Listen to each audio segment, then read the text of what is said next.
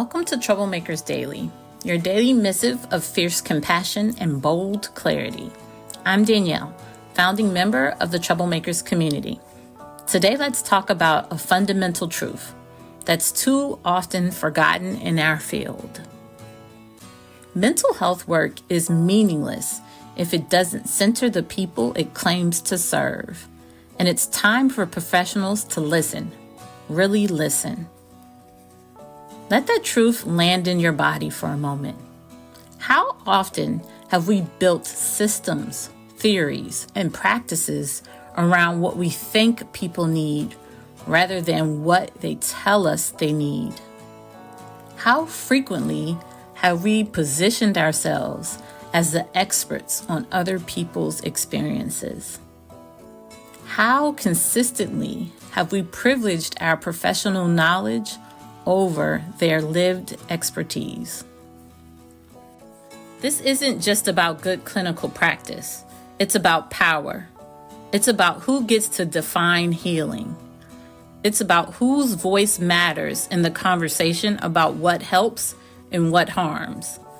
It's about the fundamental difference between working for people versus working with people. Our field has a complicated history, one where the voices of those receiving services have often been systematically silenced, dismissed, or harmed, where clinical insight has been valued over personal wisdom, where resistance to our methods have been framed as non-compliance rather than potentially valid feedback, where the entire paradigm has centered the professional as the hero rather than ally. And here's what's particularly insidious.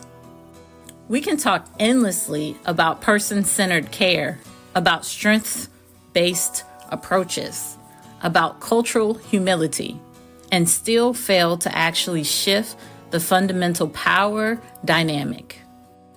We can use all the right language while still positioning ourselves as the gatekeepers of what constitutes progress, healing, or health. So what does it look like to truly center those we serve? It begins with genuine curiosity, with approaching each person not as a collection of symptoms to be managed, but as the foremost expert on their own experience. With asking questions like, what matters most to you right now? And what would actually be helpful? And then believing their answers. It continues with humility, with recognizing the limitations of our professional knowledge, especially when working across differences of race, class, gender, sexuality, ability, and other aspects of identity. With understanding that our theories and models are simply tools, not universal truths, and that they must be constantly refined through deep listening to those they're meant to serve. Today, I invite you to reflect honestly on your practice. Who defines success in your work? Whose expertise is centered?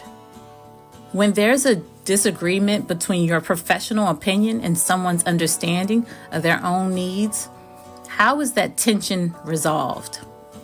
Whose voice carries more weight in the conversation and why? Remember, people are not passive recipients of our services. They are active agents in their own healing who have granted us the privilege of walking alongside them for a portion of their journey. Our job isn't to direct that journey based on our preconceived maps. Our job is to listen deeply enough to understand their destination and then to offer our skills in service of getting there. As the disability rights movement has powerfully insisted, nothing about us without us. Any mental health work that doesn't center the voices, wishes, and wisdom of those it claims to serve isn't just ineffective. It's perpetuating the very dynamics of disempowerment that creates suffering in the first place. Take this with you into your day.